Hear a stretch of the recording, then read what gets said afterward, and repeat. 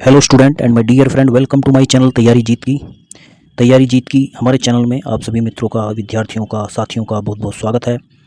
UP triple S C PT exam 2025 को लेकर हम सिलेबस के अकॉर्डिंग चल रहे थे और कल हमने दूसरा जो खंड था, दूसरा जो उसका जो पार्ट था, उसके बारे में 50 एमसीक्यू जो मोस्ट इम्पोर्टेंट एमसीक्यू थे उन पर चर्चा की थी। और आज फिर से जो है 50 मोस्ट इम्पोर्टेंट एमसीक्यू ही हम लेकर आए हैं जो भारतीय इतिहास, इंडियन हिस्ट्री से संबंधित है। और जो इसका तीसरा पार्ट है सिलेबस के अकॉर्डिंग, उस तीसरे पार्ट की ही हम बात करेंगे। तो तीसरे पार्ट के हिसाब से ये बौद्ध धर्म है, बौद्ध धर्म तीसरा पार्ट है और तीसरे पार्ट के अकॉर्डिंग ही हम चलेंगे। तो आज हम तीसरे पार्ट पर बात करेंगे, बौद्ध धर्म और उसकी शिक्षाएं। बौद्ध धर्म, गौतम बुद्ध या उनकी जीवनी और शिक्षाएं, उस पर बात करेंगे। और ये जो भारतीय इतिहास का जो पूरा पार्ट है, इसमें जितने भी ये खंड दिए गए हैं वो सभी 5 अंक के हैं, उसमें से 5 अंक का आना है। तो अभी हम तीसरे पार्ट पर हैं, तो तीसरे पार्ट के क्वेश्चन आंसर देखते हैं। तीसरा पार्ट बौद्ध धर्म से है, गौतम बुद्ध और उनकी शिक्षाएं। तो पहला क्वेश्चन देखते हैं, गौतम बुद्ध का जन्म कब हुआ था? तो इसमें 4 ऑप्शन दिए गए हैं, गौतम बुद्ध का जन्म कब हुआ था। 563 ईसा पूर्व में, 558 ईसा पूर्व में, 561 ईसा पूर्व में, या फिर 544 ईसा पूर्व में। तो गौतम बुद्ध का जन्म 563 ईसा पूर्व में होता था। ऑप्शन ए सही है। क्वेश्चन नंबर 2 है, गौतम बुद्ध का जन्म कहाँ हुआ था? तो गौतम बुद्ध का जन्म श्रावस्ती में हुआ था, लुम्बिनी में हुआ था, सारनाथ में हुआ था या कुशीनगर में हुआ था? तो गौतम बुद्ध का जन्म लुम्बिनी में हुआ था। नेक्स्ट देखते हैं क्वेश्चन नंबर 3 है कि इनमें से कौन बुद्ध की धात्री माँ या धाय माँ मौसी थी? पूर्णा, गजलक्ष्मी, महामाया या महाप्रजापति गौतमी? तो तीसरे का जो राइट आंसर है वो डी, महाप्रजापति गौतमी जो है वो गौतम बुद्ध की मौसी या धाय माँ थी। क्वेश्चन नंबर 4 है, गौतम बुद्ध की माँ किस वंश से संबंधित थी? शाक्य वंश से, माया वंश से, लिच्छवी वंश से या कोलिय वंश से? तो गौतम बुद्ध की माँ कोलिय वंश से संबंधित थी। नेक्स्ट क्वेश्चन नंबर 5 है, निम्नलिखित में से किस स्थान पर भगवान बुद्ध को ज्ञान की प्राप्ति हुई थी? वैशाली, सारनाथ, बोधगया या राजगीर? तो इसमें ऑप्शन सी सही है, बोधगया नामक स्थान पर गौतम बुद्ध को ज्ञान की प्राप्ति हुई थी। नेक्स्ट है क्वेश्चन नंबर 6 है, प्रथम बौद्ध संगति को किसके द्वारा संरक्षण दिया गया था या कौन से राजा के द्वारा संरक्षण दिया गया था? पोरस, अजातशत्रु, अशोक या चंद्रगुप्त मौर्य? तो प्रथम बौद्ध संगति को जो संरक्षण दिया गया था वो अजातशत्रु के द्वारा दिया गया था। Option B is right answer. Next है क्वेश्चन नंबर 7 है, निम्न में से चेठियागिरी विहार सांची में मनाया जाने वाला किस धर्म का एक त्योहार है? जैन धर्म का, सिख धर्म का या हिंदू धर्म का या बौद्ध धर्म का? तो ये ऑप्शन डी इसका सही है, बौद्ध धर्म का जो त्योहार है वो चेठियागिरी है। तो इसका राइट आंसर ऑप्शन डी है। नेक्स्ट है क्वेश्चन नंबर 8। क्वेश्चन नंबर 8 है, निम्न में कौन सा बुद्ध का दूसरा नाम है? पार्थ, प्रछन्न, मिहिर या सिद्धार्थ? तो बुद्ध को सिद्धार्थ कहते थे, यानी पहले बुद्ध का नाम जो है सिद्धार्थ हुआ करता था ज्ञान प्राप्ति से पहले। नेक्स्ट है क्वेश्चन नंबर 9, बुद्ध के जीवन की किस घटना को महाभिनिष्क्रमण के रूप में जाना जाता है? उनका महापरिनिर्वाण, उनका जन्म, उनका गृह त्याग या उनका प्रबोधन? तो उनका गृह त्याग जो है महाभिनिष्क्रमण के नाम से जाना जाता है। नेक्स्ट है क्वेश्चन नंबर 10, गौतम बुद्ध किस वंश से संबंधित थे? जातक वंश या मौर्य वंश या शाक्य वंश या कुरु वंश? तो गौतम बुद्ध शाक्य वंश से संबंधित थे। नेक्स्ट है क्वेश्चन नंबर 11 है, महात्मा बुद्ध ने अपना पहला प्रवचन धर्म चक्र प्रवर्तन किस स्थान पर दिया था? लुम्बिनी में, सारनाथ में, पाटलिपुत्र में या वैशाली में? तो धर्म चक्र प्रवर्तन सारनाथ में दिया गया था। क्वेश्चन नंबर 11 का जो है बी ऑप्शन सही है। क्वेश्चन नंबर 12 सबसे पहले बौद्ध जो ग्रंथ है किस भाषा में लिखे गए थे? पाली में, अपभ्रंश में, प्राकृत में या संस्कृत में? ये प्राकृत है, प्राकृत। तो पाली भाषा में सबसे पहले बौद्ध ग्रंथ लिखे गए थे। नेक्स्ट है क्वेश्चन नंबर 13 है, निम्नलिखित में से कौन सा मौर्य शासक बौद्ध धर्म का अनुयायी बना? समुद्रगुप्त, बृहद्रथ, अशोक या चंद्रगुप्त? तो इनमें से अशोक जो है बौद्ध धर्म का अनुयायी बन गया था। नेक्स्ट है 14 नंबर, निम्नलिखित में से कौन सा शब्द बौद्ध स्तूपों की स्थापत्य कला से जुड़ा हुआ है? गोपुरम, मंडपम, गर्भगृह या हर्मिका? तो हर्मिका जो शब्द है वो बौद्ध स्तूपों की स्थापत्य कला से जुड़ा हुआ है। नेक्स्ट है क्वेश्चन नंबर 15, निम्नलिखित में से कौन सा अशोक का अभिलेख इस परंपरा की पुष्टि करता है कि गौतम बुद्ध का जन्म लुम्बिनी में हुआ था? तो ऑप्शन ए है बशाड़ स्तंभ अभिलेख, निगाली सागर स्तंभ अभिलेख, रामपुरवा स्तंभ अभिलेख या रुम्मिनदेई स्तंभ अभिलेख? तो D option is right answer, Rummindei स्तंभ अभिलेख। नेक्स्ट है क्वेश्चन नंबर 16, किसके शासनकाल में बुद्ध कौशाम्बी आए थे? तो सतानी के, उदयन के या बोधि के या निचशु के? तो इसमें उदयन जो थे उनके शासनकाल में बुद्ध जो है वो कौशाम्बी आए थे। नेक्स्ट है क्वेश्चन नंबर 17। क्वेश्चन नंबर 17 है गौतम बुद्ध ने किस स्थान पर निर्वाण प्राप्त किया था? कुशीनगर में, श्रावस्ती में, लुम्बिनी में या सारनाथ में? तो गौतम बुद्ध ने कुशीनगर में निर्वाण प्राप्त किया था। नेक्स्ट है क्वेश्चन नंबर 18। क्वेश्चन नंबर 18 है निम्नलिखित में से किस एक राजा के अभिलेख से सूचना मिलती है कि शाक्य मुनि बुद्ध का जो शाक्य मुनि थे शाक्य मुनि बुद्ध का जन्म लुम्बिनी में हुआ था? तो चार ऑप्शन है, अशोक, कनिष्क या फिर हर्ष या धर्मपाल। कौन से राजा के अभिलेख में ये जिक्र मिलता है? तो अशोक के अभिलेख में ऐसा जिक्र मिलता है। Option A is right answer. Next है क्वेश्चन नंबर 19। क्वेश्चन नंबर 19 है भगवान बुद्ध के महापरिनिर्वाण के बाद पहली बौद्ध संगति किस स्थान पर हुई थी? तो राजगृह या राजगीर में हुई थी, गया में हुई थी, पाटलिपुत्र में या वैशाली में? तो राजगृह में प्रथम बौद्ध संगति हुई थी। नेक्स्ट है क्वेश्चन नंबर 20। बुद्ध की मृत्यु किस वर्ष में हुई थी? 483 ईसा पूर्व, 438 ईसा पूर्व, 453 ईसा पूर्व या 468 ईसा पूर्व? तो बुद्ध की मृत्यु 483 ईसा पूर्व में हुई थी। नेक्स्ट है क्वेश्चन नंबर 21। लायन कैपिटल का निर्माण बुद्ध के जीवन की किस ऐतिहासिक घटना की स्मृति में बनाया गया था? तो ऑप्शन ए है घर परित्याग, ऑप्शन बी ज्ञान की प्राप्ति, ऑप्शन सी निधन, ऑप्शन डी है पहले उपदेश। तो इसमें पहले उपदेश राइट आंसर। नेक्स्ट है क्वेश्चन नंबर 22। चार महान सत्यों की अवधारणा निम्नलिखित में किस धर्म से संबंधित है? जैन धर्म से, हिंदू धर्म से, सिख धर्म से, बौद्ध धर्म से? तो बौद्ध धर्म से ये बात संबंधित है। नेक्स्ट है 23।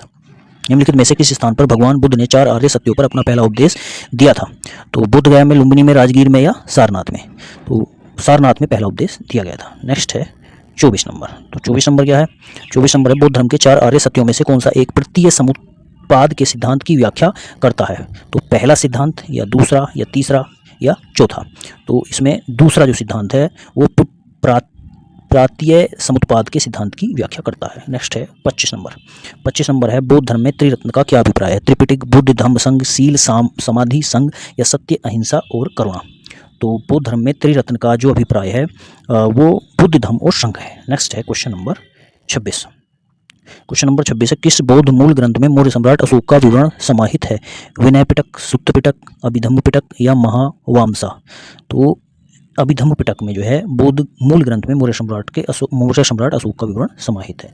नेक्स्ट है क्वेश्चन नंबर 27। क्वेश्चन नंबर 27 किस धर्म के भिक्षुओं के लिए चैत्य और विहारों का निर्माण किया गया था? यहूदी धर्म, ईसाई धर्म, बौद्ध धर्म या हिंदू धर्म? तो बौद्ध धर्म के भिक्षुओं के लिए किया गया था। नेक्स्ट है 28 नंबर।